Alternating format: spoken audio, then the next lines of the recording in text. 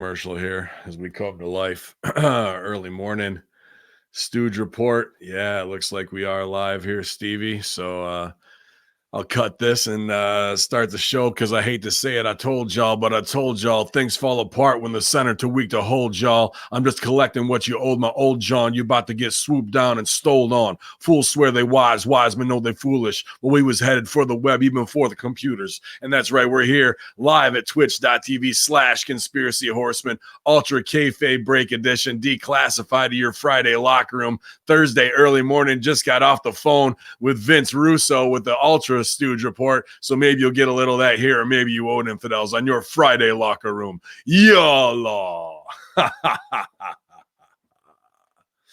love that. I love that Black Thought freestyle. I got to learn it all, man. It's 10 minutes and it's just so brilliant. I wish there was more Black Thought stuff out there. He's such a great artist. I don't know if you've ever seen that one, Stevie, or not. No, why the past two openings have been a blur to me.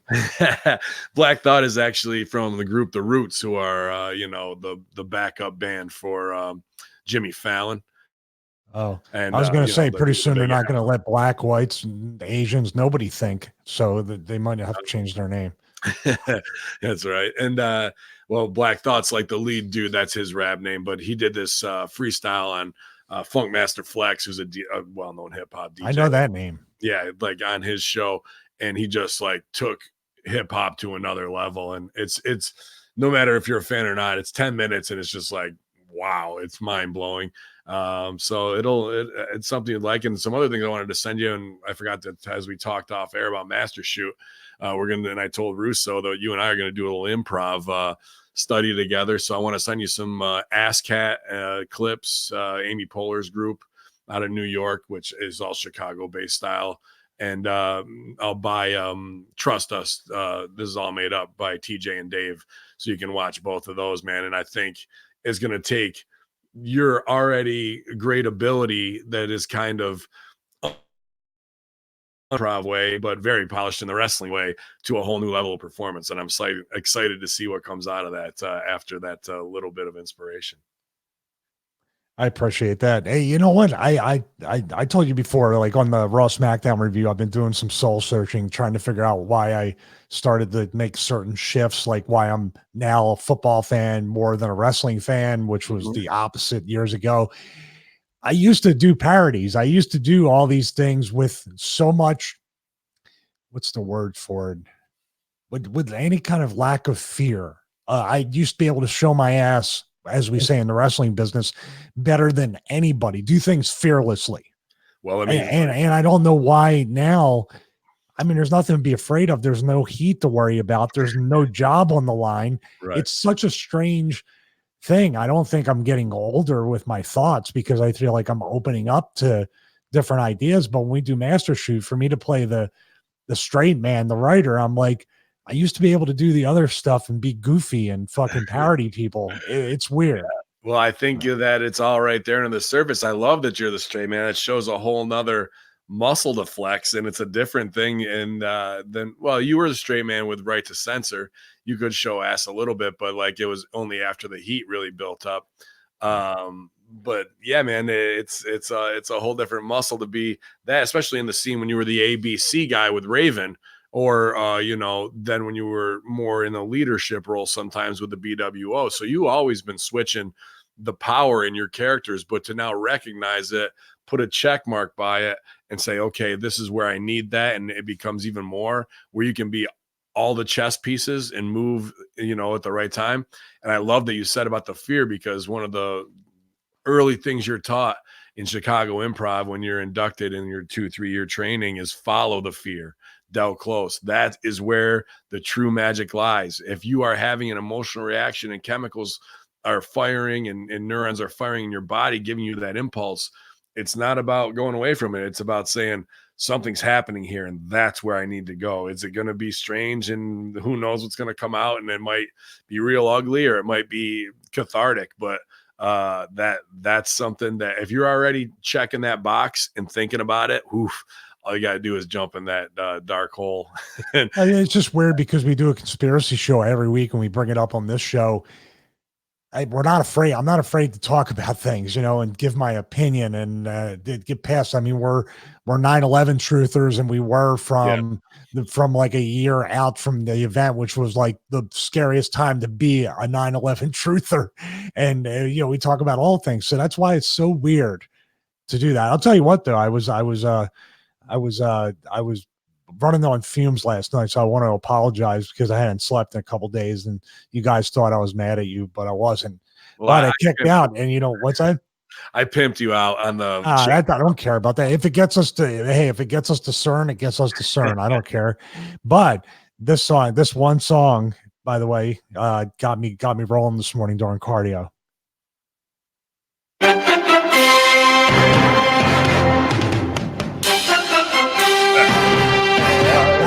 By the way, if since they're like, what is that? What sport is football? I don't know. That's when Lawrence Taylor wrestled Bam Bam Bigelow at WrestleMania 11.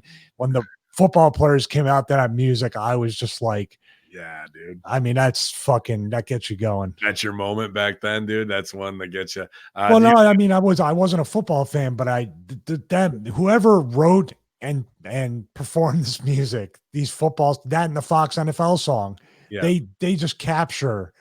I mean, they need those guys to write the wrestling themes. Sure. Well, they have, like, I think the Glorious stuff does that, but they don't like that. I'm asking Vince doing the NFL theme, scat style. Did that play in the beginning? Yeah. Yeah. Big shout out this morning, Dirty Turnbuckle, Troy with some bits, Dirty Turnbuckle with some bits. Appreciate you.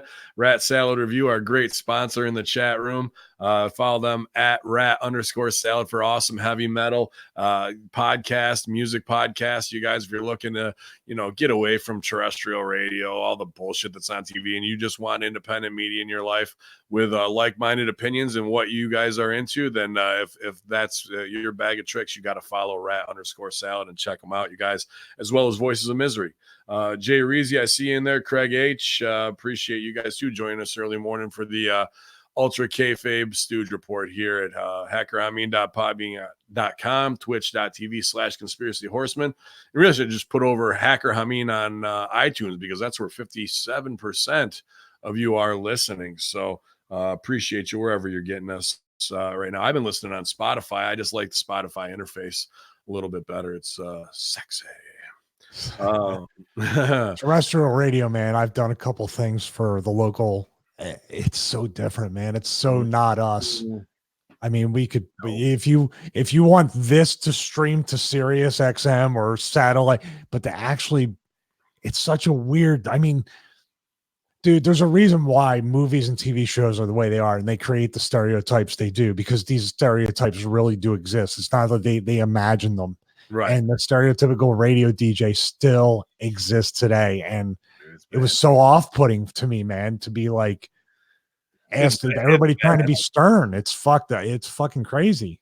Well, that and where I am in central New York and what I'm doing with Hameen Media, we have a lot of crossover business now, right? Because that Dinosaur Media has got their hooks in some of them for big money, $1,500, what I charge $115 for.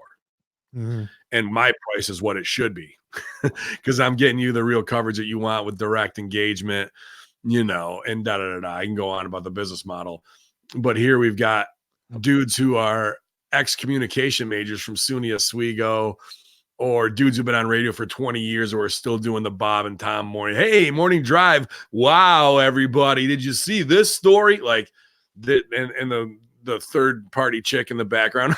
Oh, you guys, I don't think that way. Oh, come on, Carol. Like all that shit. Like you just described the 3 hours that I watched over and over. Hey, by the way, you're tuning into the weather outside is and traffic. Here it comes. We're gonna go with the sports. I'm the crazy girl that does the sports. I'm just like the guys. Yep. Dude, it's brutal. No, and my wife had XM on her new car, and it like in the package, and it rolled off. But she's going back to it, because even to listen to like hip hop of like without it like being butchered, or it's so bad, dude, so bad.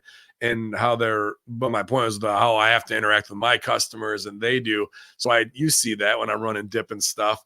When on Instagram, I'll tag all the radio people because they have influence. Because there's plenty of marks who are going through Dippin' Donuts drive-through who have K-Rock on, and maybe they'll give a shout out like, "Oh, they tagged us, and here's this or that," because I know I can get to them. Do they know it's me? Probably not, because I used to call up as Hameen and rain down hell on him on promos, and just to get out. Like once in a while they put me on, but I just call up to Tron and be like, "You're less than nothing. You're the worst thing ever in entertainment. Quit your job."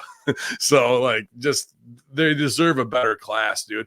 And even dudes, and I don't want to throw him under the bus, but a guy who I worked with at 2CW was a very well known radio DJ. Dude, they won't even play bands that I want from Canada. Like I'm a known Tragically Hip, big Mark. That in Buffalo, they play the Hip every hour. I'm 2.5 hours away from Buffalo. People haven't heard of the Tragically Hip here. They're the Beatles of Canada. And fucking like these assholes won't, I don't call them assholes because I do like the guy, but they won't even play one of their hits. Hip's got a double CD album of the greatest hits. They won't even play one. And tons of program director doesn't like them, or the owner doesn't like the band. That's the corporate controlled media, the bullshit of where everybody thinks it's this independent thing. 2 companies control all of radio. Fucking 2. It's bad, dude. And like, I know the guy respects and likes me and still won't play it. I'm just like, it's crazy. It's crazy to me, dude. The only show that I'll ever do, and the only shows I really listen to on radio, and we've talked about it before. I tried to do it online, but it's a licensing nightmare, copyright wise. Is the 80s love song, because that I like that they have the stories of the bands or the reason why the bands wrote the song, or this person wants to dedicate the song to his long married wife or husband. Those are cool. Those are like, that's Hallmark Channel stuff, I know, but those kinds of that pacing of that is like, hey, you're listening to 80s love songs, listen to this, and REO Speedwagon, wow, oh, they had a bunch of rats in the bus, now listen to Can't Fight This Feeling and Come All Over Your Face.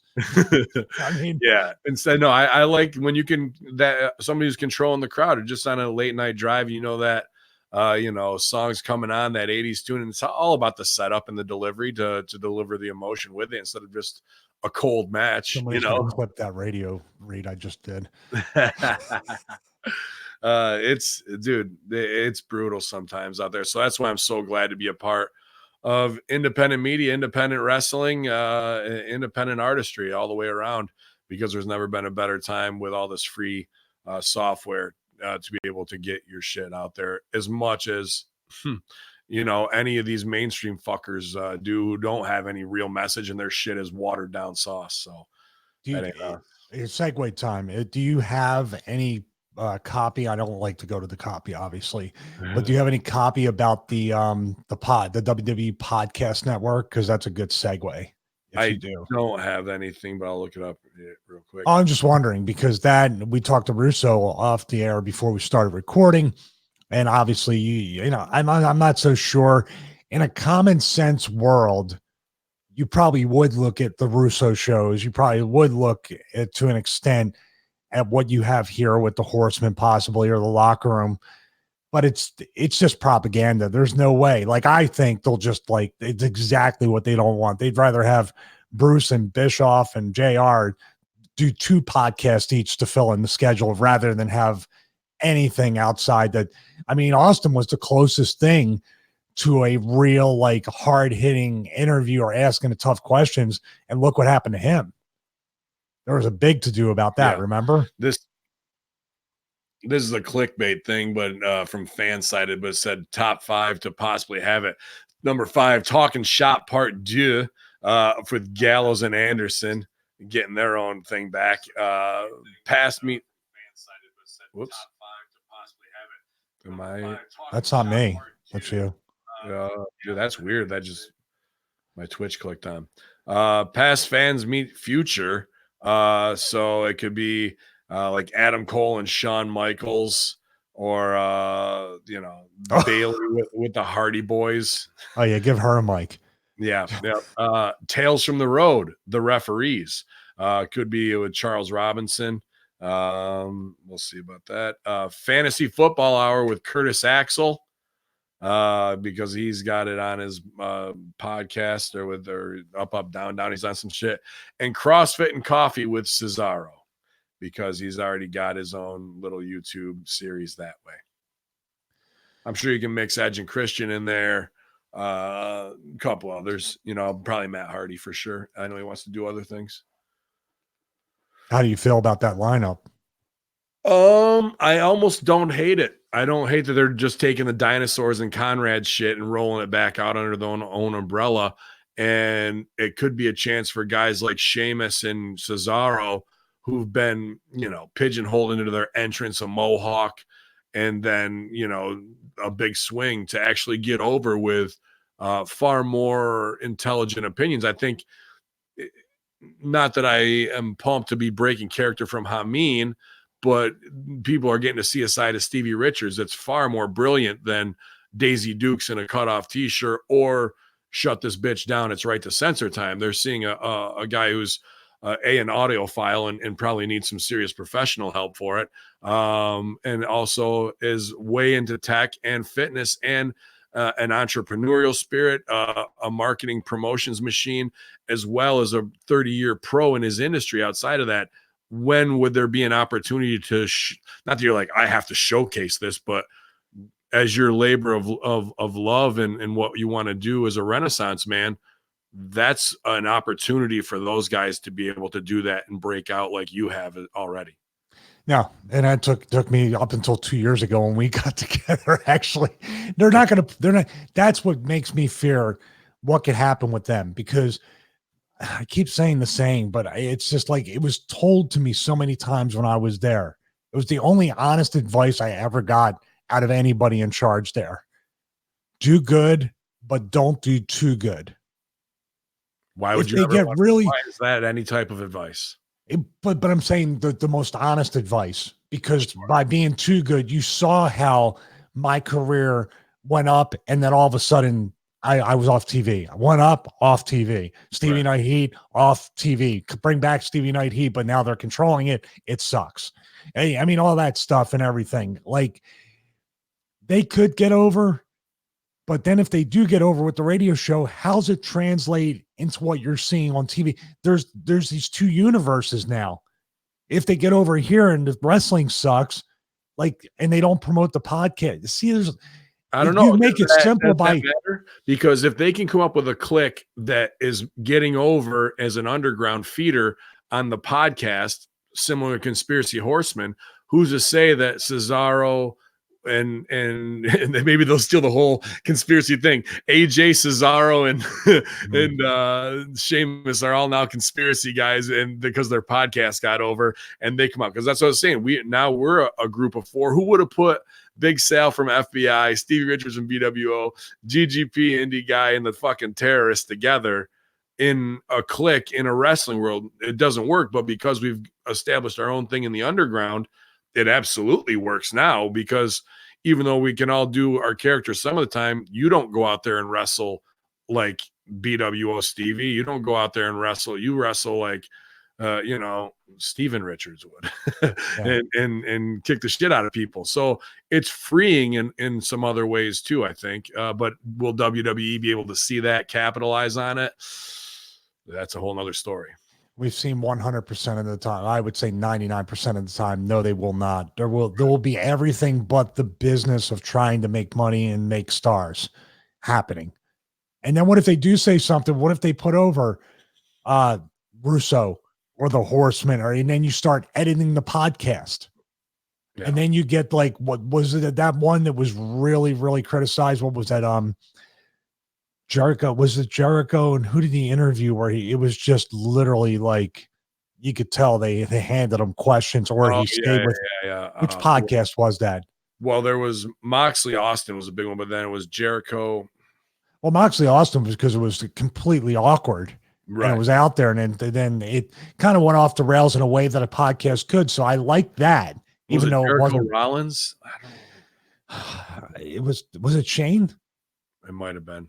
It was somebody, because he had replaced Austin, and it was like Jericho, like Vince says, he's going to do what makes him money, and it made it, get some media attention and make some money. Sure. I just don't know. Like you're talking about CrossFit and coffee. Is Cesaro going to speak like Sheamus does with his YouTube channel about different workouts and doing stuff? How's that going to translate? How are these guys and girls? Like you talk about Bailey. You want to give Bailey a 1 hour podcast? Do I? I want Oh, her. I want her and Asuka and fucking Nakamura And all to Shinsuke, now you're talking. Now we got a show, dude. I would never miss that. the WTF podcast. That's what I would call it because Yeah. it probably exists, but who cares? Double And WTF. Asuka is the main host too, not Bailey. Yeah. All right, now welcome. God, it's like your Irish accent that people are burying. I know. I just Mine's couldn't like- catch it because I always want to go. I can do Irish. I just gotta start out the right way because No, the bad version's better. The bad version's better. So, all right, we're talking about the podcast stuff. I just feel like you haven't even explored what is it going to be video on the network too. You haven't explored or even gotten the network shows where they should be, and now you're trying to do the podcast stuff. Which, by the way, the numbers have never reached what they should. People have to put guns to other people's heads to fucking fake the numbers. So the podcast industry is even. Why do you think people leave Westwood One, leave Podcast One? They Westwood One had something really good with Russo, in my opinion, and they were strictly looking at the numbers and not, well, here we go, the long game of we need good quality content. And if they gave them a year.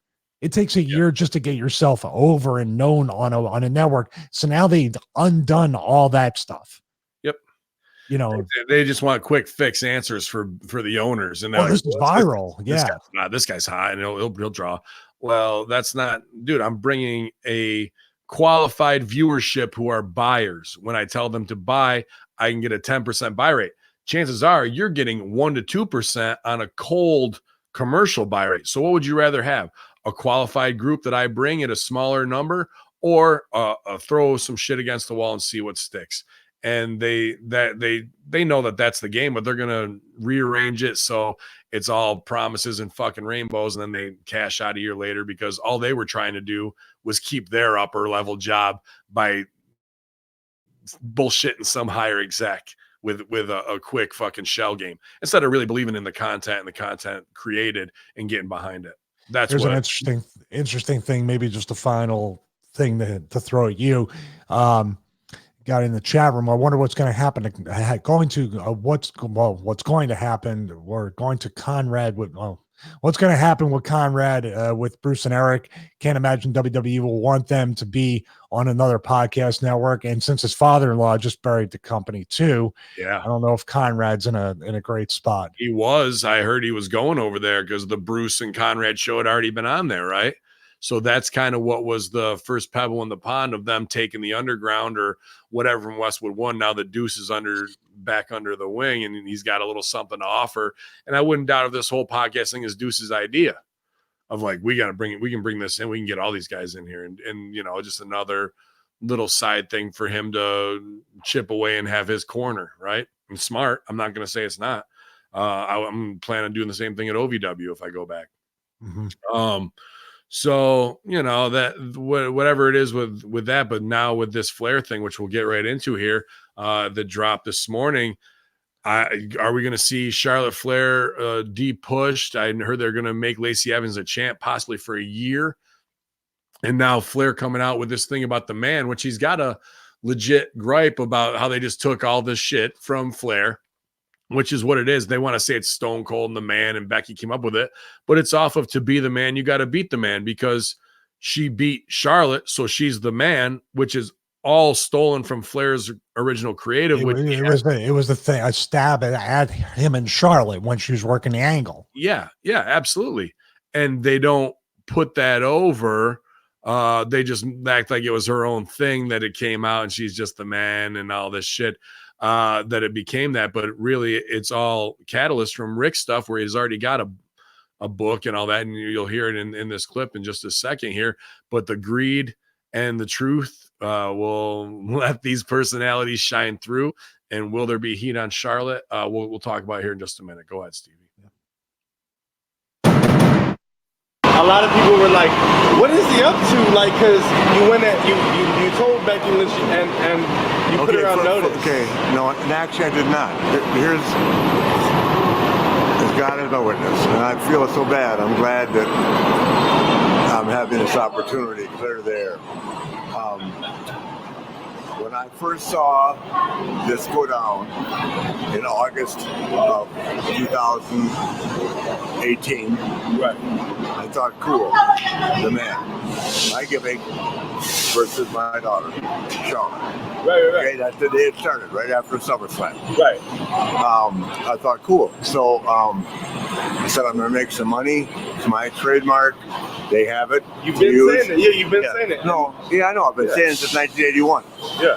So I sent them a text. I got my royalty statement. I sent them a text, and their lawyer, who just has no respect for me whatsoever, which is something I'm not going to deal with much longer.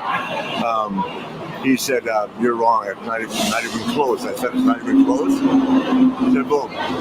So then I sent him another text. He didn't respond. So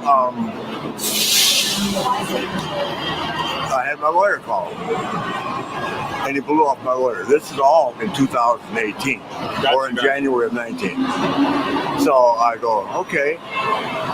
So I told Hunter, I said, Hunter, I'm going to file. I mean, the reason they don't have it, my understanding is the reason they don't have it is because it's too close to mine. So, okay, let's say I've been saying to be the man, which I have trademarked. I wrote a book to be the man. Right. And I have, we got the shirt on right now. Yeah. Well, this is my, this is, promoting my own stuff, right? Yeah. So I told Hunter, I said, hey, push come to shove, I'm going to file for it. I may not get it, but here's the deal.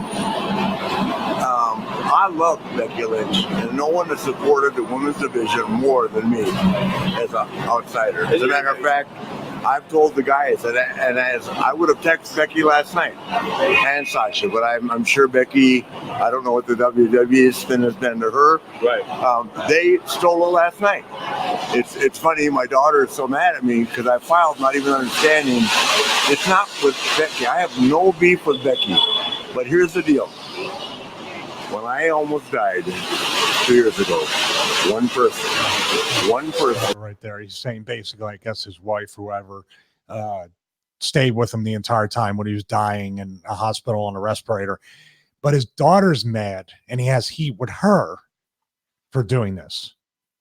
Yeah, well, because she knows she's in line for business, and somebody came and probably stepped to her and be like, what is your dad doing? Like, and knows that's going to fuck up her push or what have you, or there's already fucking stress on it backstage or whatever it is to drive that division, because the true greed and knowing that they're getting caught without paying out Rick for what it is and just taking care of him, plus Rick probably being broke after we've heard all the stories, don't need to recount it.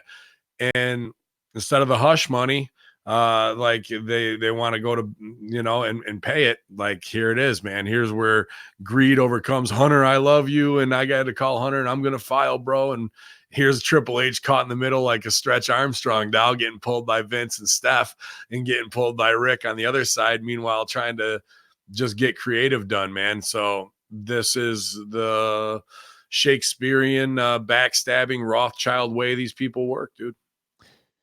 I agree. I mean, he has a point. He has said it for a long time. It's officially trademarked. For them to avoid that, now let's think about what they would do. Instead of paying Rick whatever they're going to pay him, they de-push Becky and they take the gimmick off her.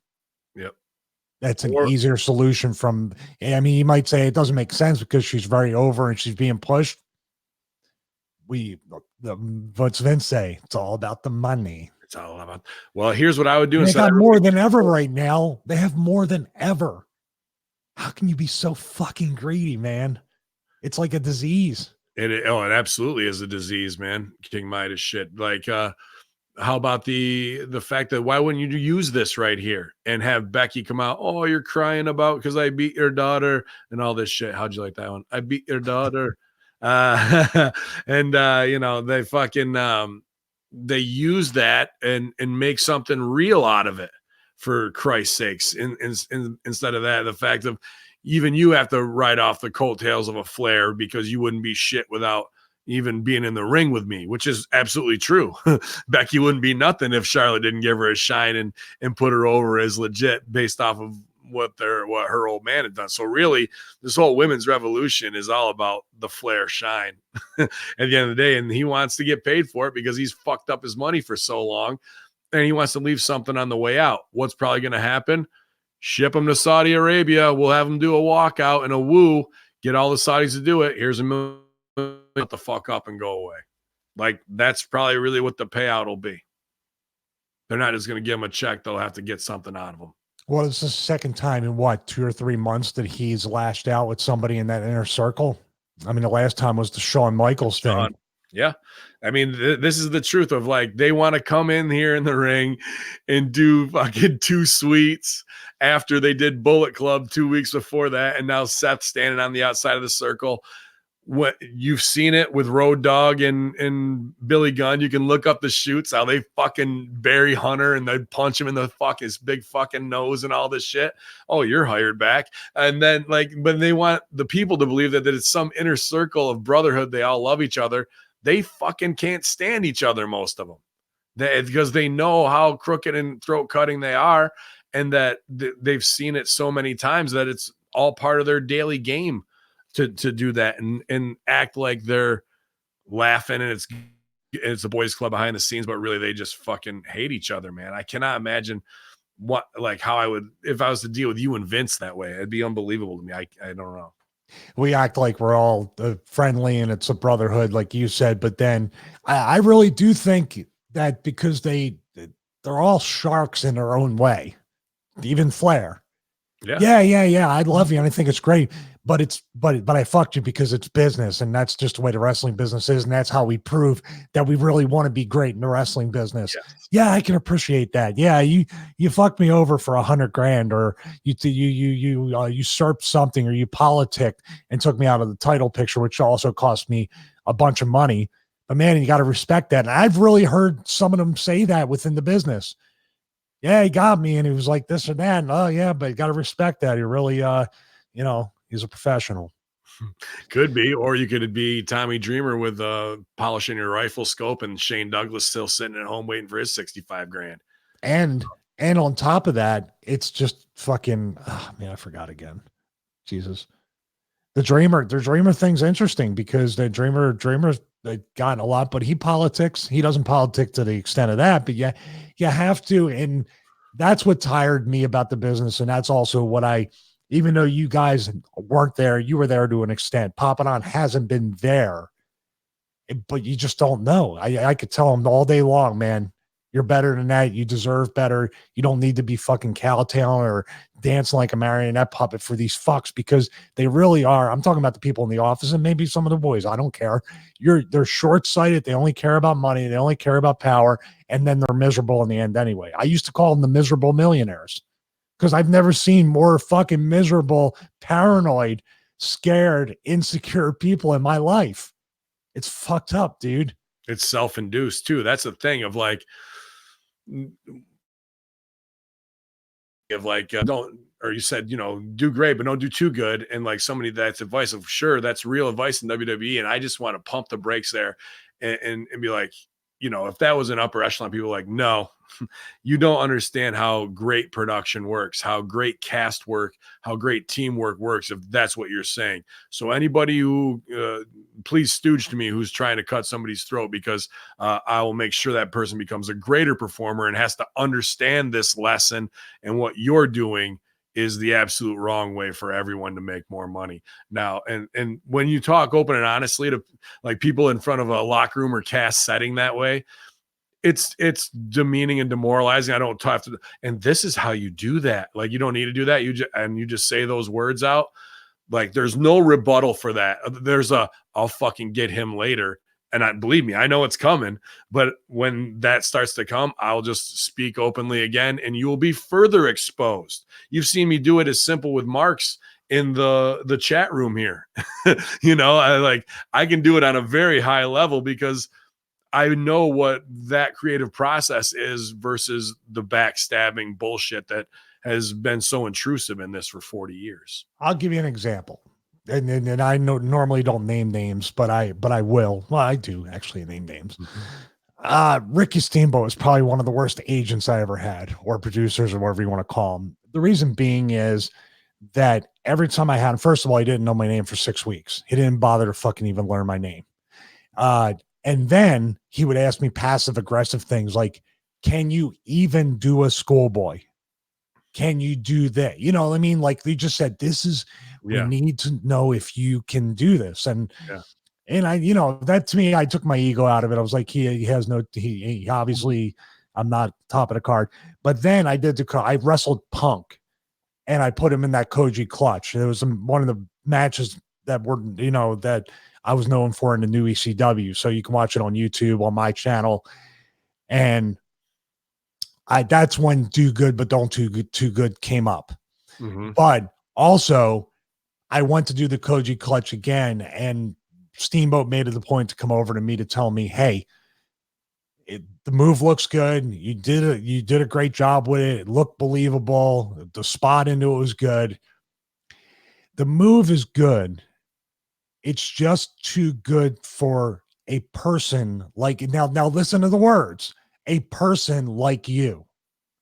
Now, if you said it's too good for where you're at on the talent thing and one of the top guys want to use it or whatever, I would argue the point that they should have fucking thought of it first because nobody was doing it. But when he says it's too good for a person like you, he's calling me a piece of shit. Yep. And when he's talking to me very slowly and trying to explain it to me like you're a fucking retard too. Yep. I walked away. I was like, fuck you. I ain't gonna, and I probably had heat with him ever since that point, but he probably thought it was because of me. And that's once again, the Ricky Steamboat character is one of the nicest guys, and he's so fucking selfless, and he doesn't, he's the fucking American dream type guy, Hollywood looks and a fucking Christian heart or whatever. No, not to me, he wasn't. No. And you know what? I'll never fucking forget the way he talked to me. I'll never forget the way these are things you have said. I am not reimagining this. So when we talked off air, this is kind of more of a personal episode. When we talked off air, I don't realize my value. That Russo doesn't realize his value. By the way, you're in that group too. Well, it's because when you're dealing with a daily fucking put down and burial, you start living in the bubble of thinking that you're nothing. Dude, it's what is it? It's not Pavlov. It's like a Stockholm syndrome. Sure. Your fucking captors treat you like shit all the time. Then they let you have a little bit of catering, and you're like, these people are great. They're letting me live for 5 minutes. Right. So that's, I to me, I don't look at it as a negative thing. I look at that and say, anytime I come across a young talent, I'm going to make sure I know something about them. I'm going to make sure that I give them some time because I know what it's like to be fucking just kind of, what are the dogs going to attack? He's coming down all fucked up. up. Oh, he got attacked? No, I don't think so. When he wakes up, you don't know where he is, man. Like, yeah. For 20 minutes, he'll just be fucking out of it, like not knowing where he is, or he looks like he's a little stunned. He had a nightmare or something. Yeah. He's shaking, man. Yeah, he'll just shake for 20 minutes here. My God. So anyway, I wonder if Ricky Steamboat told the dog that his bark was too good. Yeah, possibly. He does have a fucking bad dude. He's not scared of anything. We went and walked the mountain. He saw like 30 dogs. Didn't flip once. See the biggest pit bull on the fucking trail. Come on, motherfucker! Like right in his fucking face, dude. Yeah. He's 6 pounds. Yeah, dude, he's trembling bad. So, yeah. So I mean, sorry to go off on a tangent like that, but these are all examples of what going back to the podcast stuff. If they start, they all have it in the back of their mind. The Cesaros, the Curtis Axels, all these people that have kind of been there, that have gotten on. Let's talk about Zack Ryder and Kurt Hawkins. If they have a podcast, oh, get yourself over. Whoa, wait a minute. You got yourself over. Yeah. Oh, no. We're going to teach you. Zack Ryder is the number one example of when you're not supposed to get over, kid. Get to the back of the line, get to the bottom of the pile. Yep. Crowd's that going nuts. Podcast network will be, what if somebody's more over than Bruce and Bruce is in charge of creative and then Bruce fucking cuts he's never been known for doing that. Never. Yeah, man, I think absolutely. Even that podcast would be left out just based on the fact that they got themselves over without them. It's happened to Ryder before. Why not? Who's ready for copy? God, I thought I'd trying to keep talking. Carmella reveals why she's been absent from WWE. In a recent post on her Instagram account, Carmella revealed why she's been taking ring time and likely taking away from time from the company. Man, I can't read today. Carmella, who has mainly been used in segments alongside R-Truth, stated on Instagram that she's been dealing with a health scare that she claims has rocked her world. While she didn't go into detail on what her injury is or how long she'll be gone for, Carmella did state that the time away has helped open her eyes to other things in the world, and that the break has been beneficial for her as a person. So hope everything's good there. And I'm not sure if it's mental or physical or both. But whatever it is there, I mean, not a bad spot to be in if you're not the greatest wrestler and you can still get paid the same by running around doing comedy sketches and looking good and signing autographs. Boy, that's a whole year you get extra on your bump card. Hopefully that's, her other problems aren't too bad to take her out of the game. But I like that she's got the enlightenment of like, holy shit, I better look for something else to do after wrestling's over. And maybe she's got some more options now. Yeah, I hope so. I mean, it wears down. Their schedule is crazy. It's crazier than you can imagine, running around. And just because she does a comedy spot with R-Truth doesn't mean she's not taking the same flights and staying in the same hotels, or it wears you down, man. Yeah, absolutely, dude. Plus appearances. She probably, since she's one of the divas or what, I'm sorry, the women's superstars. Sorry about that. She's probably doing a ton of fucking radio or doing a ton of fucking meet and greets or the Cricket Wireless photo op stuff. Dude, it's not just they show up, eat catering, get their script, and then go in the ring. They're working from 6 a.m. sometimes. Yep. Yeah, anytime it's a kayfabe thing, it always goes to like women's issues to me. I don't know. It couldn't be that at all. I'm like, hopefully it's nothing ovarian or whatever. I don't know. But do you want to go AEW or do you want to go WWE way? Let's mix it up. Let's go AEW. Okay. Update. Police have recovered the AEW World Championship. City of Tallahassee Police Department has located the missing AEW world title. An investigation was opened this past Sunday after Chris Jericho, who had won the title just 24 hours prior in Chicago, returned to his limo after dining at Longhorn Steakhouse to find the belt missing. Picture with police officer holding it up there. In a follow-up to that, former WCW star calls Jericho losing his AEW title karma. Turns out Disco Inferno wasn't torn up at all to hear about Jericho losing his title. He summed it up about karma in because of all the slanderous things that Ass Clown has said about him. We're guessing the Ass Clown in this instance is Chris Jericho. So maybe it was Disco who had done that and then thrown it out because supposedly the belt was found along the side of the road, Stevie. But Jericho's title. Yeah. But Jericho takes credit for finding the AEW World Championship. The first ever AEW World Championship was able to celebrate with hashtag a little bit of bubbly yesterday, as he claimed it was down to him that the title, or it was down to him that the title was found. I don't know, it might be a misprint, stating that he put the fear of God into the people who took it. Jericho is now demanding a thank you once again after the title being located. So again, Jericho, brilliant enough to turn a very sticky situation before launch. I mean, dude, you're 4 weeks away. Your beautiful debut of your title happens. Then it gets lost after being won in 24 hours after that.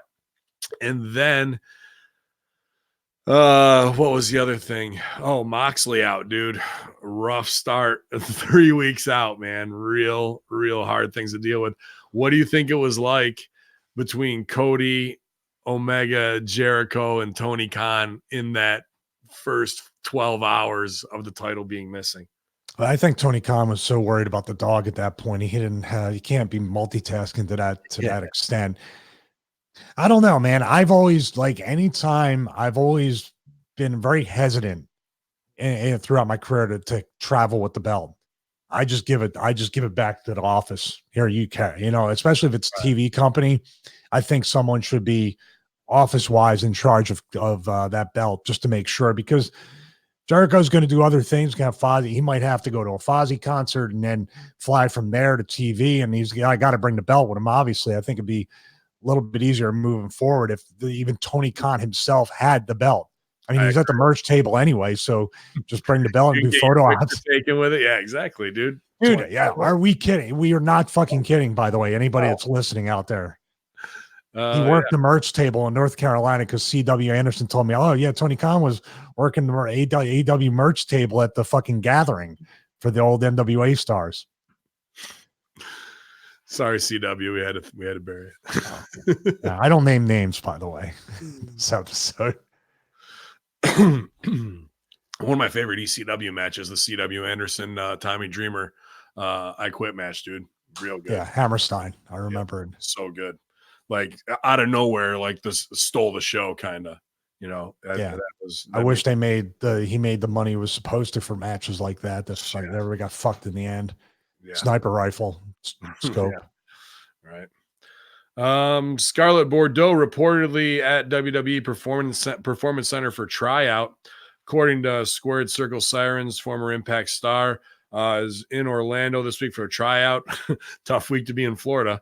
No word at this point on how she did or what her next steps might be, but Scarlett was released from her contract with Impact earlier this year and had fans buzzing about where she might end up on a full-time basis. While she was mostly using a non-wrestling figure known as Smoke Show on TV, where she promised to bring sexy back to the Impact brand, she's actually been wrestling for years and competes regularly on the independent scene. Her program with Disco Inferno brought a lot of exposure to the show at the time, and her videos on YouTube almost always outdrew everyone else by a large margin. Bordeaux's real-life boyfriend, Killer Kross, is still under contract with Impact as of now, although he's not been used since Slammiversary, reportedly for multiple reasons that include the two sides being way off on contract negotiations and Kross refusing to blade during a match with Eddie Edwards where there was allegedly no medical team backstage to conduct pre-match testing. Bravo to you, Killer Kross. Sticky situation there with Kross. Scarlett Bordeaux, sign her, bro. She's got the look, and ready to go, TV ready. Could be a huge draw for NXT on that Wednesday night. I bet her segment will have people turning the channel. If you got the AEW little Japanese girls doing tons of bullshit and Scarlett Bordeaux comes out in lingerie just to walk around the ring like Sable used to, I guarantee you're not staying on the Jumping Bomb Angels. However, the other side of that coin is Chelsea Green, who I thought was absolutely brilliant. Probably one of my favorite Impact performers of all time. In what she did with character has been completely marginalized as just another, face. But at the same time, there is possibly political reasons for that too, I think. So we'll see what they do with Scarlett. I'm sure they're going to sign her because it's too much of a property to let it go to AEW. Plus, they probably want Kross. And I know Kross is dealing with Impact through his lawyers now. So that situation does not sound good. They're doing a lot. They're spending a lot of money that they could just be paying them and trying to save it. Penny wise and pound foolish. Yeah. You don't have them on TV. You don't want to pay them. And he was one of those guys that spoke out about him and her not being paid a living wage, which seems to be a theme that pops up no matter what the name of this company is, whether it's TNA, whether it's Impact, whoever owns it. Give me a fucking break. Dude, when will they learn that the optics, perception is reality? You see your star on TV And then, like he said, and I don't think if it was literally that, it's even sadder. You see Scarlett Bordeaux looking like a star, Scarlett Bordeaux looking like somebody that should be on a calendar drawing money like a supermodel, and then she's at the QT on fucking Thursday. Yep. And that's acceptable for you to invest money in this person, but they have to go out and get a regular job. How much does Scott D'Amore make? How much does Don Callis make? What do these guys make for what they do? I tell you what, I mean, Don's on commentary, but they're not paying to see fucking Scott D'Amore. No. Nope. And just to treat them like the old horses that they are, when those two properties are your hottest properties, the guy who's the most believable guy possibly in wrestling right now, the most after Brock. But I'd say Killer Cross's character has got more integrity than Brock's does. Brock's been whored out, but Cross hasn't won UFC title, so there's that too. But I wouldn't doubt that he fucking couldn't. And Scarlett Bordeaux, hottest piece of ace in the game right now. So why wouldn't you be angling for them both big money style? And even not even big money, living wage, not living at your mom's money style. All we're talking about is a condo style, and they won't come through. I think that's the real reason they're fucking him right now, because he exposed them for being every bit as bad as it was when Dixie was running it for people like that weren't Hogan and Bischoff and fucking other Jeff Hardy. Yep. Like everybody else in the card was struggling and trying to put together a living, and they were on TV way more than those guys as far as whatever. But I mean, second verse, same as the first, I guess. That's it. I mean, what the fuck, dude? Let him go. And now you're trying to starve the guy. You bring him back. Now, how can, and with the flux that this company has been in forever, they could do like an NFL deal. Oh yeah, you're gonna have $100 million contract with $20 guaranteed. For what? I mean, they can guarantee him anything and then cut him for whatever reason, or keep him at home, or put him on TV like they did with Rob Van Dam. And they used to book this way instead of creative. They book by the budget. Oh, we already paid Rob for all his dates. We don't want to give him more dates at a bonus. So Abyss is going to lay Rob out. He'll be out for 4 months. Now with Killer Cross, you keep him off TV. Now you have to fucking start all over again for another 4-6 months. Or what are you going to have him just put people over? Yeah. I mean, come on, man. Yeah, you should be putting nobody over. And let everybody know once again, Ben, what their model is on their traveling TV show. Well, that's the thing is I saw some tweets this week from just fans of saying, dude, you don't have any stars made anymore. You're just going and robbing indies of guys and putting them on there. Now, are there awesome guys at indies? Absolutely. But that is what D'Amore is doing, whether it's going with Ethan Page and the Canadian Strongman together, look good, but they're getting them for a low rate and, for X amount. That's why why KM and Fala aren't together anymore. I doubt Fala's getting what he absolutely should. I know Kong is on ice and out. Like, here's guys who are ready-made stars who are willing to work for bare basics and can't, because the model is, let's go to Vegas and use all the Sins guys and D'Lo's guys. Let's work with OVW and we'll send bigger talent there, and we can go and use all the OVW guys, from the Mobile Homers to Tony Gunn to whoever they want to. Let's go to Booker T's. I'm sure they'll use them as well. I'm sure they'll get to Nick Dinsmore's. So they're just hitting these indies and pulling locker rooms to use as their mid and undercard.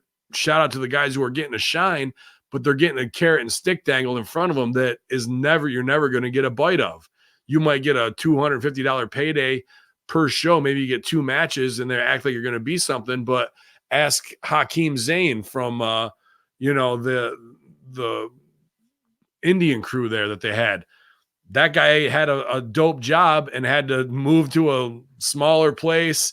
I heard sell his PlayStations and shit like that, like just to survive of being a wrestler, to go from a weekend indie guy who's making close to the same money, if you hustle right, with a 9-to-5 during the week, and being able to live at a great, living style and be a professional, to be like, all right, I'm ready to focus on stability and security. Yeah. To quit and focus on wrestling on a promise. And then you're not on TV for 3 months. So, and your life is fucked. You just gave up X amount of career to follow this dream. Same thing with Ken Doan of the Spirit Squad. Was working for a 501c, had a great, probably, upper 50s job and $50K. And because they went back and did Spirit Squad for 6 to 8 weeks, and because him and Mondo looked awesome, are such great wrestlers, can get everybody over, they get ignited for the indies again, and he has to walk away from that job. Now they're back to scrapping and finding new careers again because it cools off. So it's just such a total mind fuck for even guys who are been in the business, like the Squad and those guys for a long, long time, to give all that up again on a maybe promise, on a maybe chance, and then their lives are fucked for 5 years afterwards. I agree. The way the perception has to be is that you get to wrestle, and it's a little bit of a bonus. The wrestling is the part-time job, not your 9 to 5, whatever you are. It'll give you the means to hopefully do something you want, but don't count on these people with the job for life bullshit and talent relations or whatever, or we'll take care of you. Don't worry. You got to give me real numbers, and you got to give me something in writing. You can't say we'll take care of it. It's just too many loopholes. And 100% of the time they follow through and take advantage of those loopholes. I feel bad for Ken. I feel bad for Mondo, but this is why wrestlers in a way can't get real jobs, because this fucking happens. Yep. I will never, ever, ever be able to trust it again unless you give me a no cut guarantee. And you might think, well, that's fucking insane. They won't do that.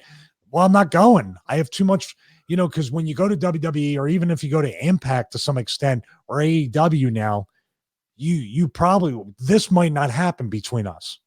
The Horsemen might not be allowed to happen. I might not be able to do whatever I want on a daily basis because now I'm beholden to a master. Mm-hmm.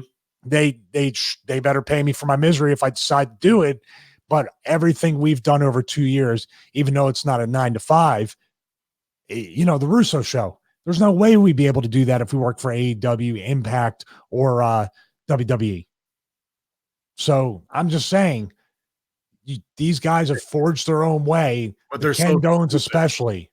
They're dumb. They would be dumb to not let us do it, because the controversy would be enough that when we came back out, they're like, holy shit, he said that, and they're on TV. That's tune-in material, but they are so short-sighted when it comes to that shit, man. But what do you think, Matt? Like, what do you think the mental makeup of a wrestler that keeps biting on this?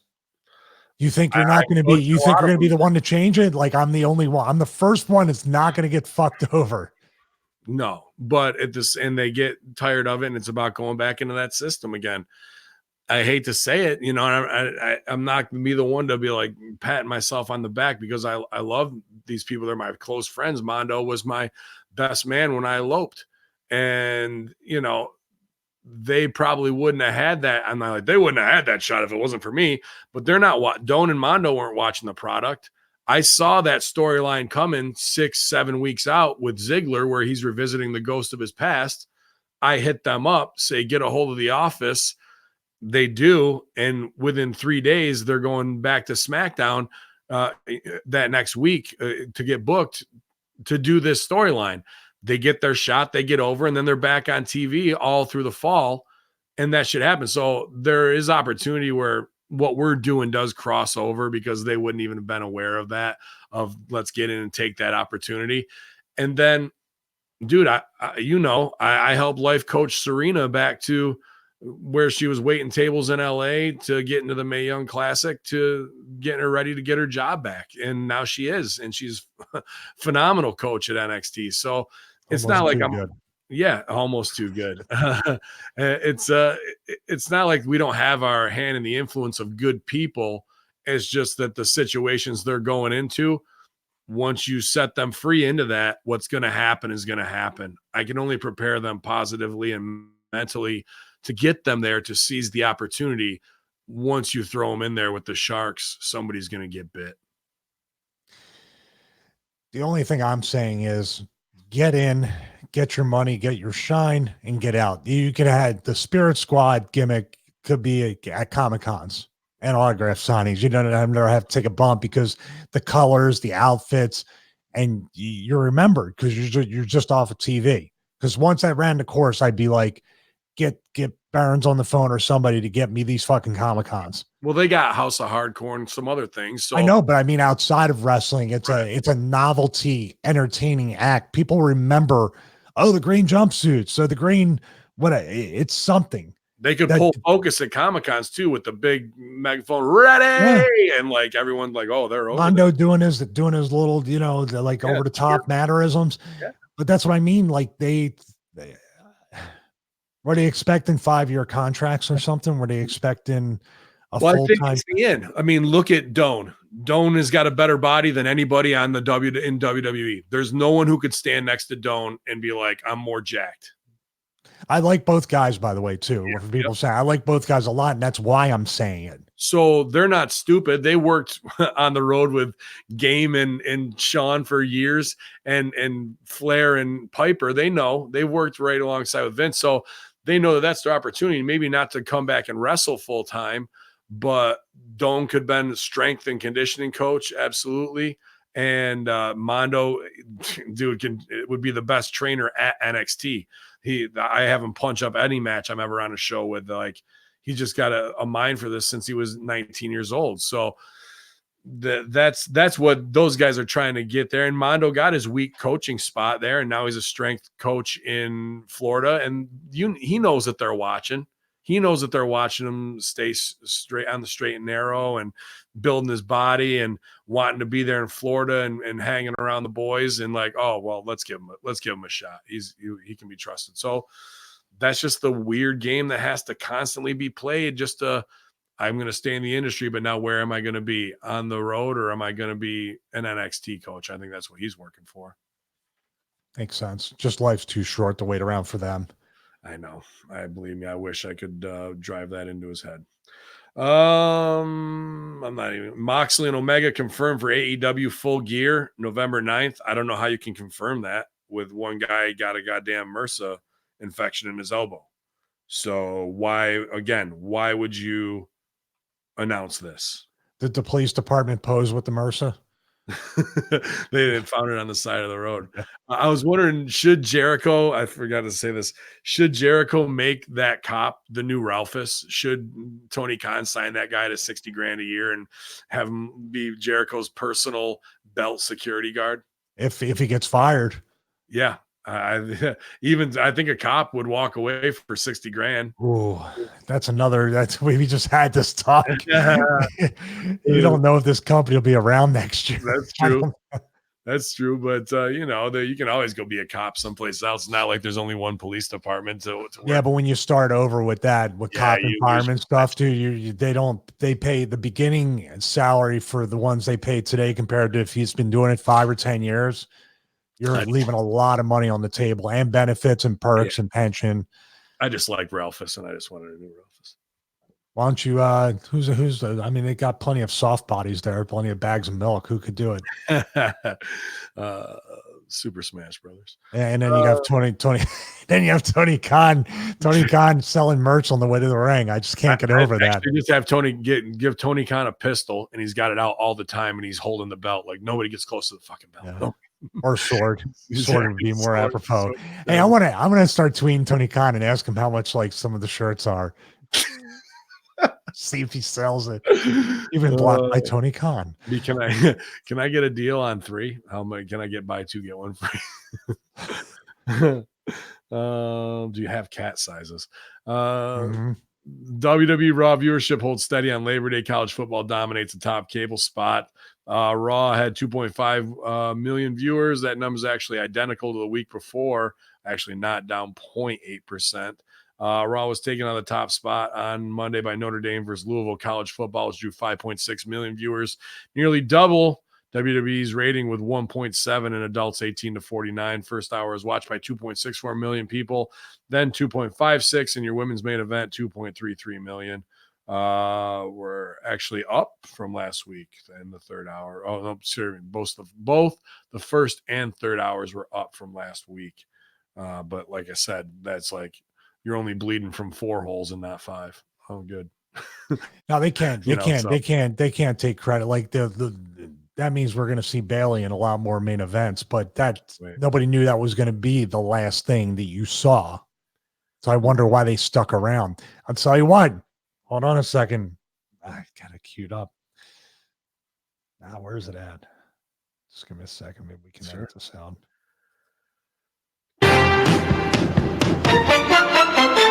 You ain't winning this Monday, motherfuckers. You ain't winning.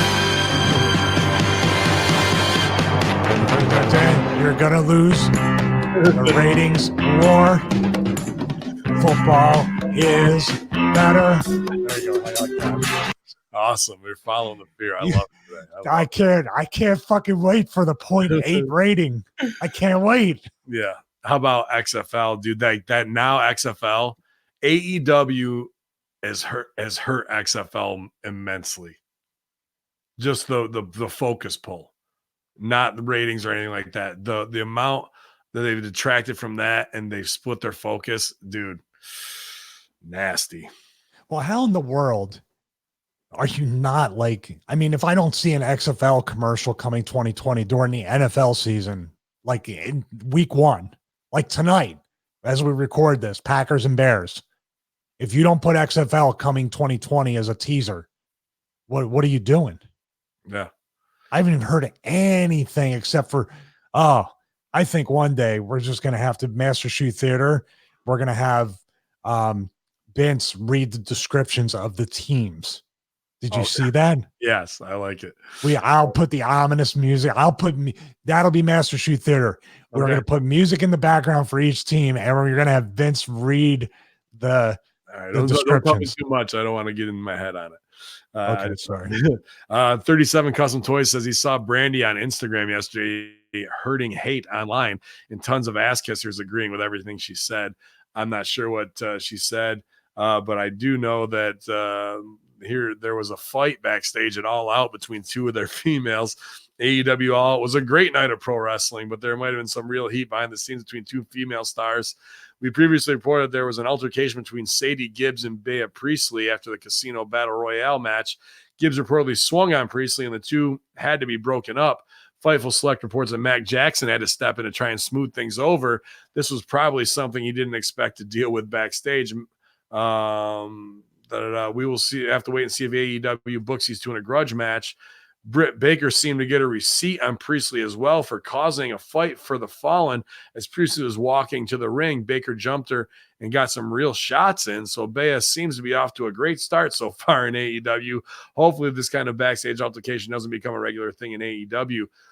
From the Hameen Media discussion group, a follow-up on that was, I guess somebody went to Japan and she left for some reason that Osprey and the other chick thought was bullshit, so they were cutting her down. So I guess this heat goes back to some weird indie shit and it isn't a work, and showing that you're not pro. In my opinion, if you can't come from an OVW or a Dinsmore or a Santino school and put that shit aside, and like you're an indie darling tape trader masturbator chick who fucking never drew a dime anywhere and doesn't know how to do real business, and you're just trying to play wrestler and know that you have heat backstage with somebody and I'm gonna receipt that bitch, like, get the fuck out. Just get the fuck out. Matt Jackson, one of the nicest guys in wrestling, does not need to deal with that. And another Stooge report from the show before that, they had to deal with things like the librarian shit coming up going, I'm not at the Comic-Con near you guys, near the AEW people. I need my booth near you guys. Can I be near Eva Bates?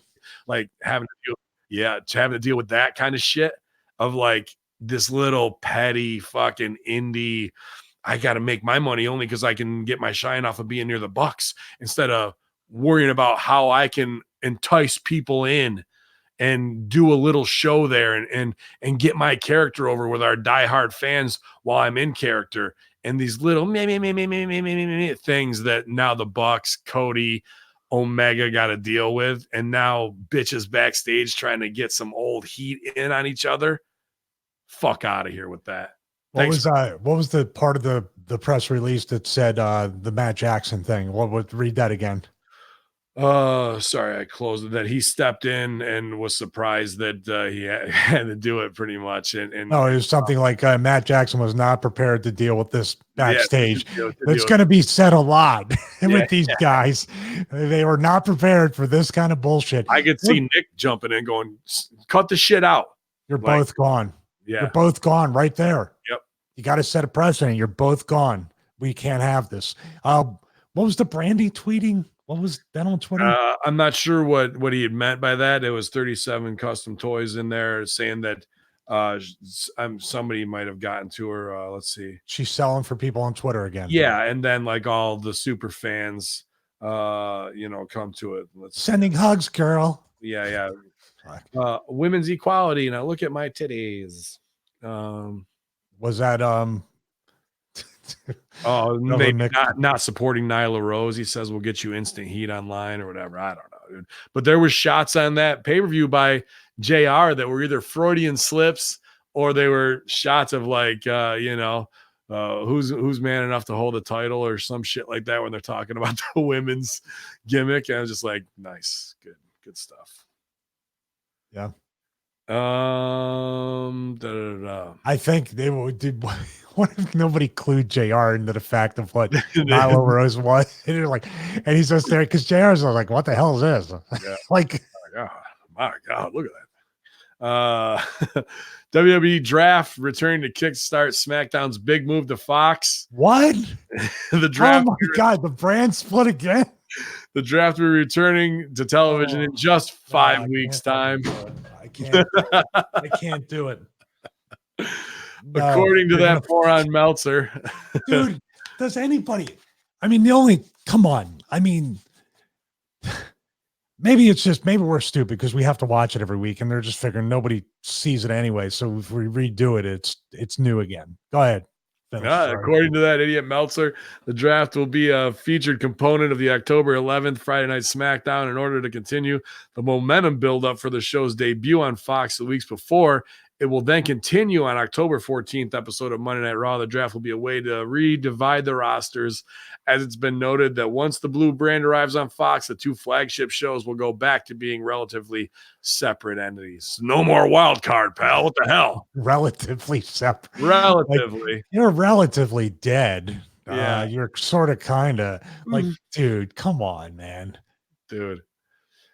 Where do you think Lars is going to get drafted? It seems like he got drafted to another country's army. He hasn't been around. God, dude, where do you think Rusev's gonna go? How about Aiden English? How about this? Tyler, because your fucking hashtags are all thrown off if you're doing draft the week of the NFL draft. Get some of that fucking keyword love. Yep. What are you doing? Nobody cares about. Do it during fantasy football draft. Have everybody do a fantasy draft online. You're so big about these social media numbers and this online presence. Why are you not having? Because you know why? Because the stats are not real. Because the fucking the accomplishments are not real. It's not. You can't look at it. Maybe AEW could have done it because weren't they supposed to do like all these stats? I haven't seen them yet. Yeah, right. Win-loss records and all that shit, right? So really, Moxley's way on the bottom of the ladder and shouldn't be getting any title opportunities because he has 0 wins. Mercer's got 1. I mean, yeah, he's only 1. So I like, dude, like you're playing out this whole thing, like, and not. I just don't get it. Like, who's going to do a draft in October? Like, who's talking and what hashtags are happening where you care about a draft? Why are you not having like? Are you going to have a draft special on Fox? Are you going to try to figure out, like, have these real Fox Sports fantasy people talk, give some kind of credibility, but they can't because they're going to look and say, well, he's big and he's small and you should take him 4th and him 12th. Maybe you didn't read the rankings of the PWI 500 that came out last week. I did. What number was I? Number 1 in our hearts. I have mine listed. I must have pissed Brandy Mankiewicz off or whatever her name is. You know, she's a cat lover. I figured I'd be in the top 10 just because we love cats.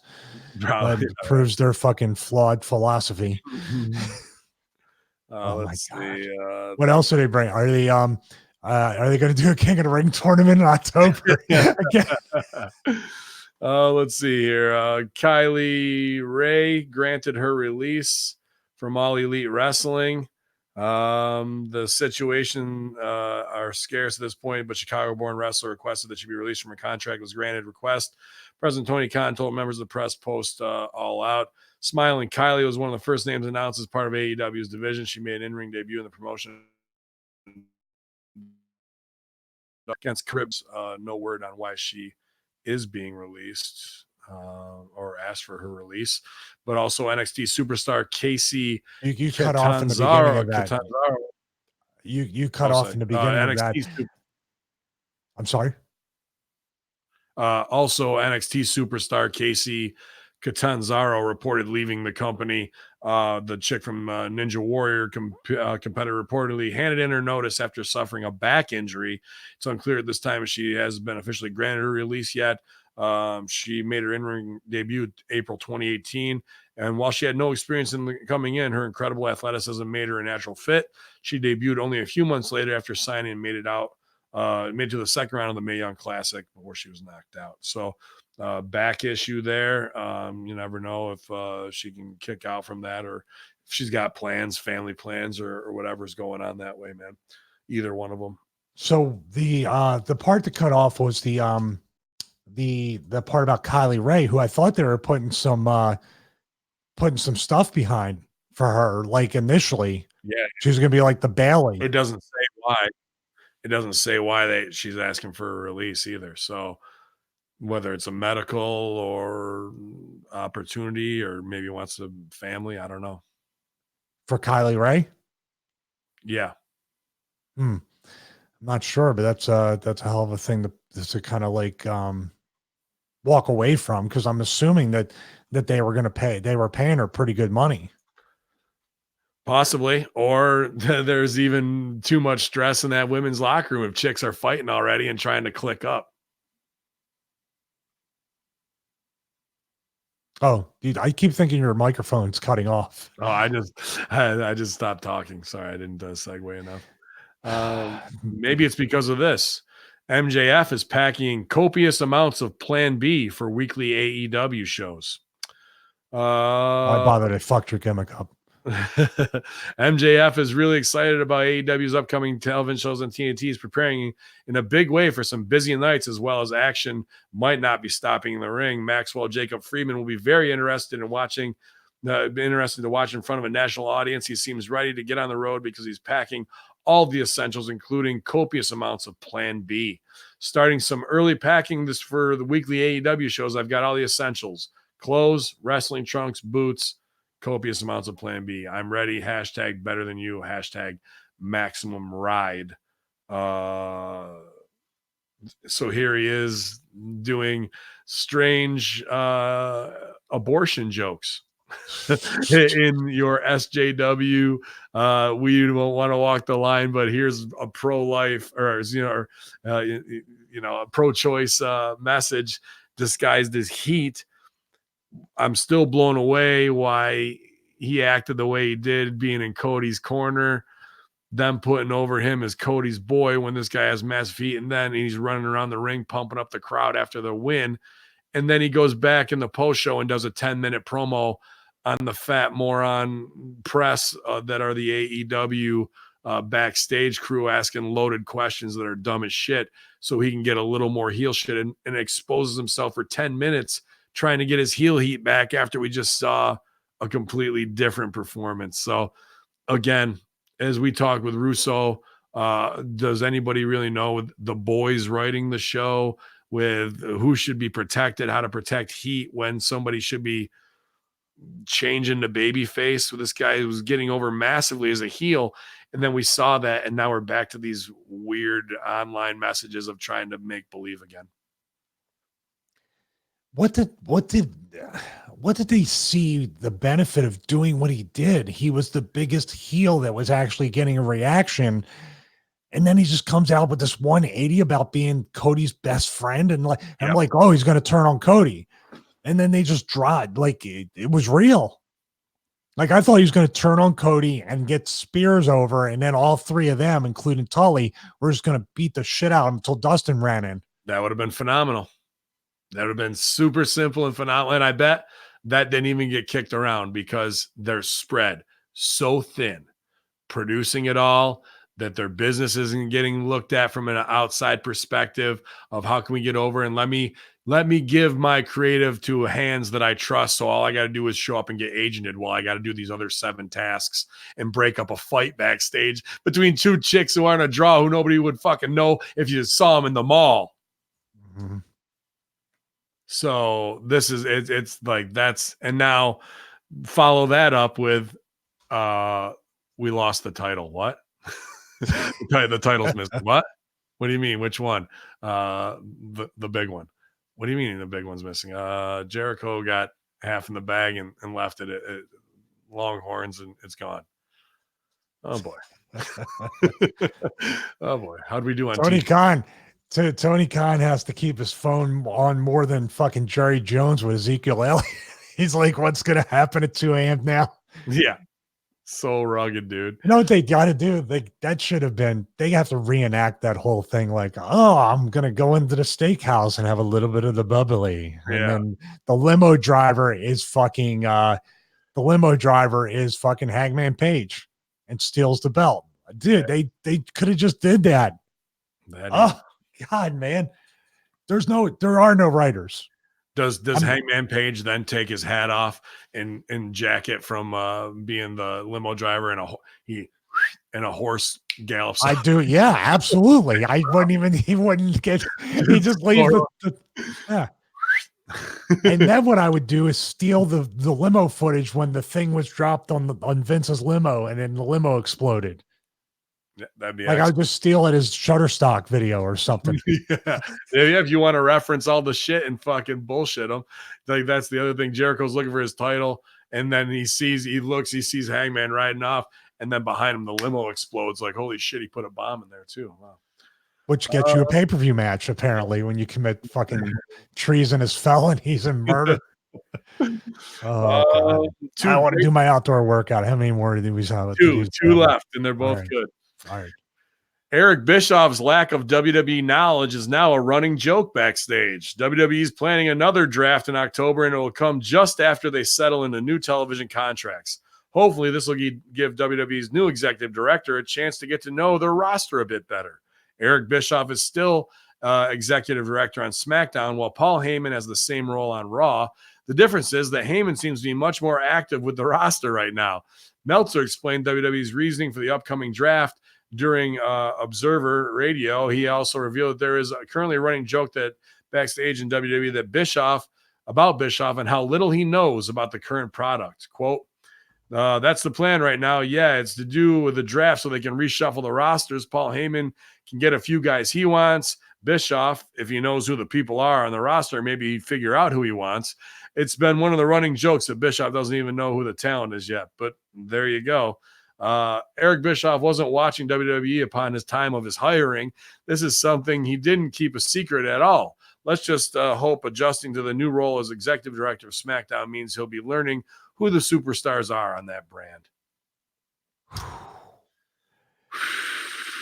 Well, here's where Bischoff was smart, and I did listen to the one segment because I was interested to know what it was like to move from Wyoming to Stanford, and it doesn't sound too appealing to me. No. But he had said, and him and Paul have been hired, not in power, according to the process. 6 weeks now, maybe 2 months. Yeah. He said, and this is the smartest thing you can say to buy yourself time, and I don't blame him. And Eric's not a stupid guy, and Eric does know what he knows. So he said there would be a process to take over the reins of the TV show and be the executive producer, which buys him time, knowing that he's there to buy Vince time with Fox. Absolutely. And for them to make fun of him, and then this is where I think it's wrong. For you hired the guy, you're paying a bunch of money. He comes in, and instead of saying, as with any new employee that might come in and needs to familiarize themselves with the product, you orientate them, You bring them up to speed. You get to know the talent. You do all these things. If he's doing that for real, it's an honest effort to try to get to know. And now what they're looking at is like, oh, we got to rib him because he doesn't know anything. You're fucking yourself over. Yep. You're all going to be out of jobs, not just Eric. How about what Vince said on the Raw and SmackDown review in Stujoff, that Shane and Eric went around to each one of the talents and asked them what ideas they have for themselves. Now that has, after that I seen this copy, that has nothing to do with that. All that was we don't know shit about these people. Vince McMahon saying Shane, he doesn't know fuck all. You walk him around and handshake everybody and ask them what the fuck they want. I don't give a fuck what they think their ideas are, but Eric has to know them. That's all that was, now that this story has come out. And then Shane went, do you know them, Vince? Get the fuck out of my office. Right? Yeah. So, I mean, it's just, you're playing these fucking games. You got no time for it. You have no time to play games with Eric Bischoff. Eric and Shane have no time to play with the talent. Vince has no time, literally, with the way he's been going, it seems, no time to fuck around with all the people underneath him. And he has no time, personal preference. This is the same exact spot they were in when Russo got hired. And I believe, even though the money doesn't show it, even though the stock doesn't show it, they're worse than they were before the Attitude Era started. Here's what they did, again, is to cut their own throats and not to put us over. We've been watching every show for 2 years, everything they produced. God. You got Vince Russo ready to go, doing live notes where our notes are now making it on TV once again. I've lived through this before in OVW. and then and 2CW really. And then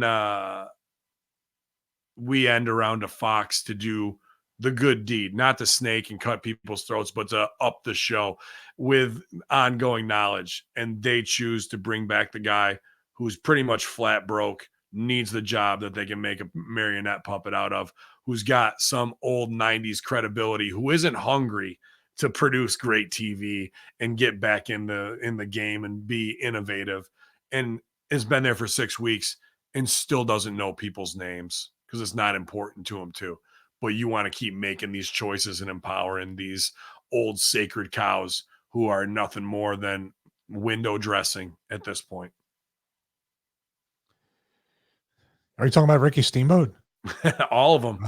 That upper echelon from Jarrett to fucking Hayes, all of them. Well, I'm sure Bruce wasn't in the bed. Well, he was in. See, this is the thing. Eric's doing the podcast, doing his one-man show or his two-man show with Conrad. Pritchard's doing the same thing, plus the podcast money, plus the ad money. When you look at that and you, me, or Russo, we're like, holy shit, that's a really good living. But to them, it's like, we're not making, I don't know. It's all perspective. You see what I'm saying? Like, they look like they're broke, but you're still, just by sitting around doing a podcast talking about, sure, like it's a reminiscing show. That's 2 hours of his week to make that money that probably pays us. And you got somebody feeding you the questions on both of their end. Russo's actually hosting it, and got to write the shit down and watch these shows. Yep. All they have to do is talk about the old times, and that's all it is. And there's a market for that. But man, I mean, dude, if we got, I think our idea of what a living wage is more along the lines of Killer Cross and Scarlett Bordeaux, and not Bruce Pritchard and Eric Bischoff. Right. So I hear fucking, dude, I'm going right back. Eric knows what he knows. Eric could be an asset, but anybody they hire could be an asset. It's all up to them and how they treat them. And they almost want to fucking see them fail because it's funny in their mind to see how they react. Like, oh, we're going to fuck with them and see how he reacts. Oh, and he needs the job. So instead of saying, let's support him and make sure that he does the best job he can because he's under a lot of pressure and the move and all this stuff is a big deal. Well, let's fuck with him because he needs the job. Come on, man. It's not just wrestling, but like you say, get the fuck out of here with that. Yep. What it all comes down to is if you're Eric Bischoff, if you're Bruce Pritchard, if you're Vince Russo or one of us or anybody, Sure, they play their game. Sure, they're backstabbers or liars or manipulators or workers. But when it all comes down to it, we're all going to get fucked by Vince in the end, from one degree or another. Yep. Sorry, another tangent. And here it is. No, you said, is he going to fuck with his team? And final story, huge, Tom, huge changes made to WWE writing teams. WWE has multiple brands working at the same time, and now one man who had a top role on SmackDown Live is out. 4W Online reports Ryan Ward is now out of his previous role in the company. Ward had previously held a position as lead writer for SmackDown Live. It's reported that there are some signs of trouble between Ward and Vince McMahon. This could be due to all of the script ripping and changing that Vince has made pretty much every week. At this time, Ryan Ward is being listed as out on personal leave. Now, Ed Koskey will be moving over from Raw to work with Bischoff on the blue team. Jonathan Bakestrom will now be the lead writer of Raw and will work with Paul Heyman. So the guys, who have probably had enough of having shit ripped up in their face. You might have been writing good stuff and whatever it is, or you might have been writing shit. And either way, he's on personal leave, which means nobody's They funnier. killed him. Yeah, Murdered him. He's on personal leave. that's it. He had to go over and check some arenas in Saudi Arabia. We're waiting to get the report back on new location scouts. Very nice. So yeah, man. Let's handhold Bischoff, dude. Like, sure, I've been on plenty of shows with him. You worked for him. Great mind. We know what's up. But there's much more to this story than what the fans know and where Bischoff is in life and the reason for taking it, and that he is pretty much window dressing at this point. There will never be a true handover of power from the McMahons and the writing team to give Bischoff executive producer stroke to free up Vince McMahon to go work on XFL. Vince will not give up either show and will never feel if he doesn't feel comfortable enough giving it to his son, daughter, and fucking son-in-law, who he made champion for a decade over people that wouldn't have done business for. If he won't give it to them, do you think he's going to give it to his two mortal enemies, Paul Heyman and Eric Bischoff? Does that even go down the road of the megalomaniac that we've known for the last 30 years? Absolutely not. So Fox has got our proposal still. And Price just went up. Price just went up, man.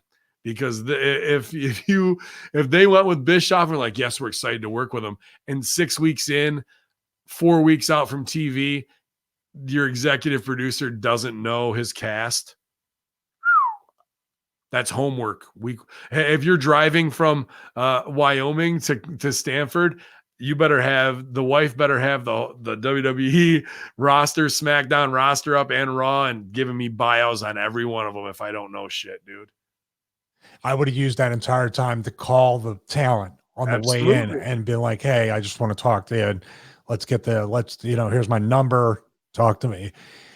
But I think like Eric's smart enough to know where he's at, and he's smart enough to buy himself as much time as he can.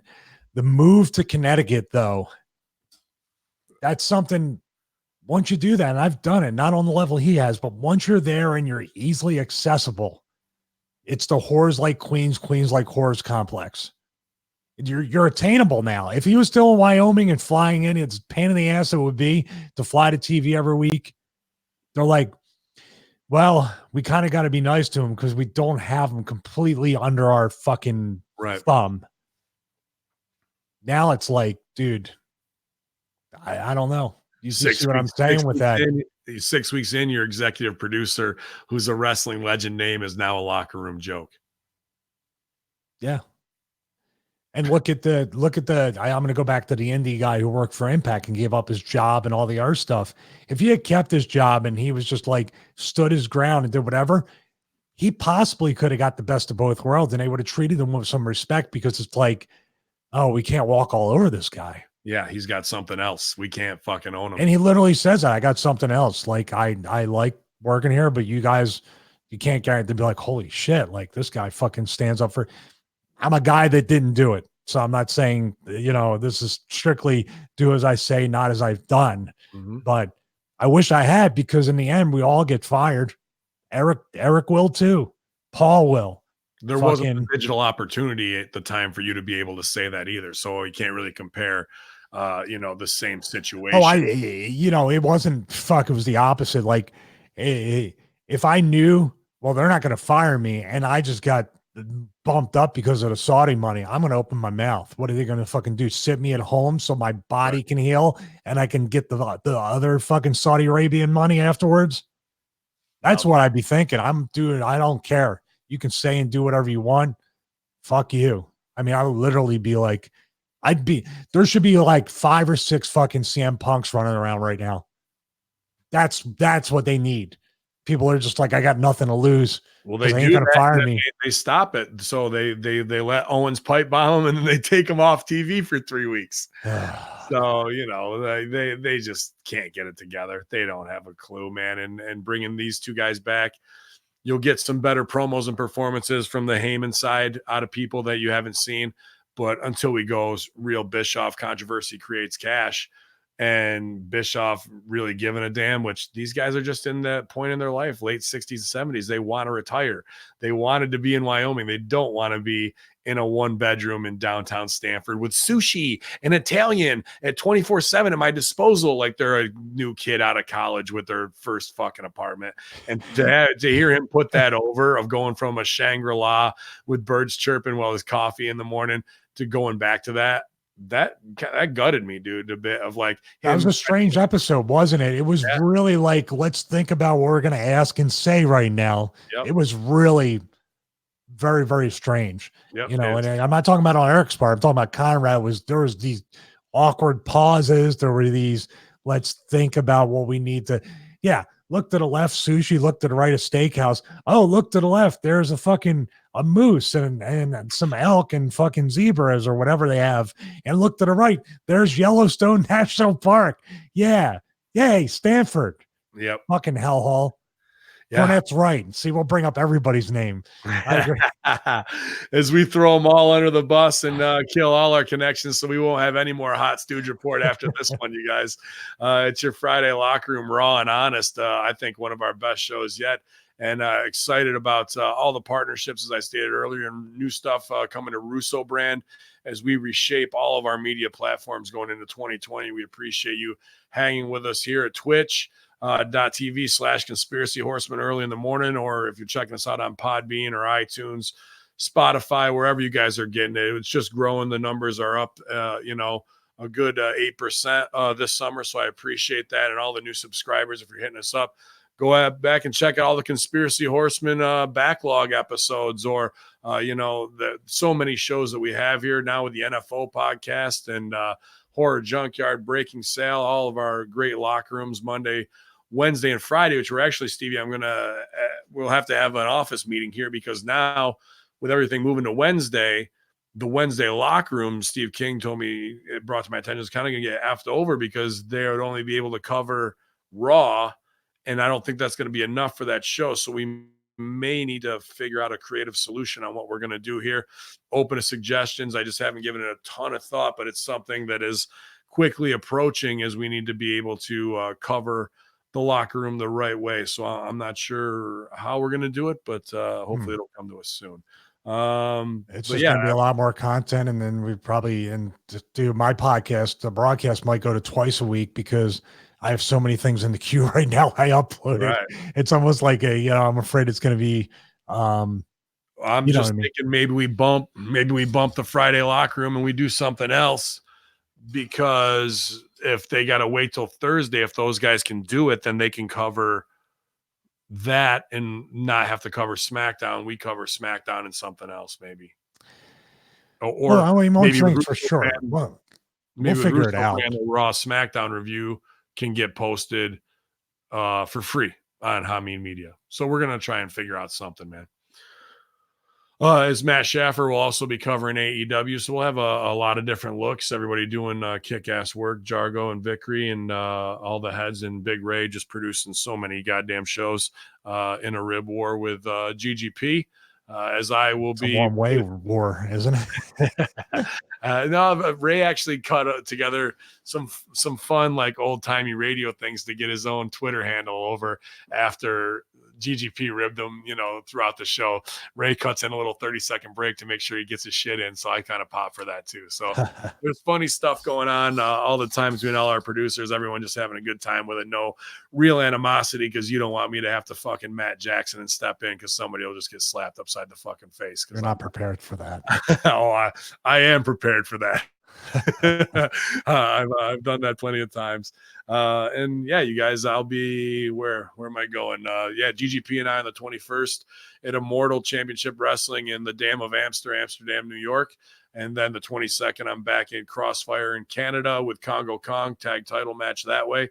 So new promos will be dropping soon for those. You guys should be a good time. ProWrestlingTees.com/Bin Hameen. And hopefully soon Hameen Media Group. I should actually check and see if that store is made so we can get more great shirts for you guys to keep supporting and spreading the word about everything we're doing. Stevie, what are you doing today spreading the word? What workout you've already I'm sure you've already accomplished so much. Well, I did my cardio this morning, and then I'm gonna go do my outdoor workout. I just feel like getting outdoors now and doing stuff and just doing different things, while getting a free tan is a good thing. Somebody asked, I go, why would there be a benefit over working out outdoors as opposed to indoors? I'm like, you obviously don't get fucking out, do you, dumbass? Get out, like go out, fucking get beyond the four walls and fucking do something. I mean, I got to quit Twitter just like fucking Sal, even though I saw him tweet just a little while ago. He's not dead. Dirty turnbuckle gifts will keep you locked into Twitter. Keep you coming back. That's the only reason I go to Twitter. So, the YouTube channel, the audio version of this week with Billy Ray on the Stevie Richards broadcast will be up. We're recording on Thursday, so that'll be up in the feed, hackerhameen.podbean.com. Monday's video episode is going to be cool because it's about modding the Arcade 1-Up cabinets. Those little cabinets they sell? Mm-hmm. It's about modding those and doing stuff. And I'm looking to actually, hopefully, Arcade 1-Up said they might send me one so I can mod it, and then it'll have every retro game pretty much on it using a Raspberry Pi. I saw a Retro Pi 3D printed handheld one yesterday too, man. Oh, it's a cool little hobby to get into.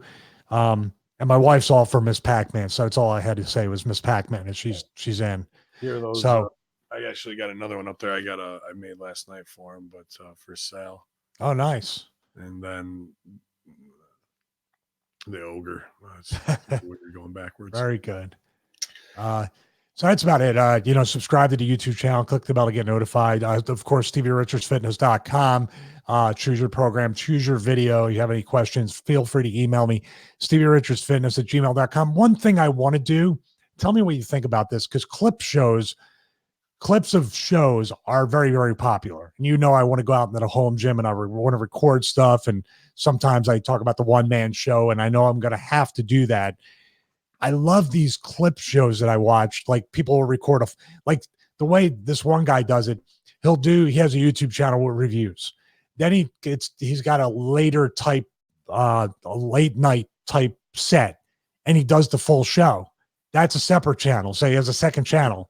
He has a third channel called Later Clips, where clips from that in 10 minutes. So he's like triple dipping on the fucking Google AdSense money too. That's smart. So he has like his Unbox Therapy, Lou Later full shows, Later Clips. So I was going to go Stevie Richards broadcast, YouTube or whatever, and still have it. I mean, maybe still have that there, but then Stevie Clips and just put up clips from the podcast as a complete YouTube channel. That's what I like is with Conan keeping it 100. I think that's definitely the model of Rip. Sometimes it's a 2.5 minute little conversation. Sometimes it's 10 to 13 minutes, but but the headline of, Ben and Stevie talk about fight backstage at AEW instead of the Friday locker room, I think is smart, dude. Yeah. I think I'm going to start doing that. Okay. And that's about it. I got nothing else. I'm a loser otherwise. Nah, he's always at ProWrestlingTees.com/Stevie Richards, at BWO Stevie while he's still on Twitter. Stevie Richards on Instagram for all the great daily workouts and motivation and everything he's got going on with animals, Humane Society, as wife's business, man. This guy's an inspiration, entrepreneur, media maven, and definitely somebody we want to keep pushing all of our endeavors further together. So thanks to everybody at twitch.tv/conspiracy horseman joining us in the live chat. 37 Custom Toys, appreciate what you're doing, making the Conspiracy Horseman figures for us. Hope you enjoyed those ones I'm making for sale for his D&D. But it's all the D you can handle. The down low real news here at hackerhameen.podbean.com. You guys, it's your Friday locker room. Big Stevie Cool and the bad guy himself, Hacker. Yo, law infidels, slap yourself and then send me $5.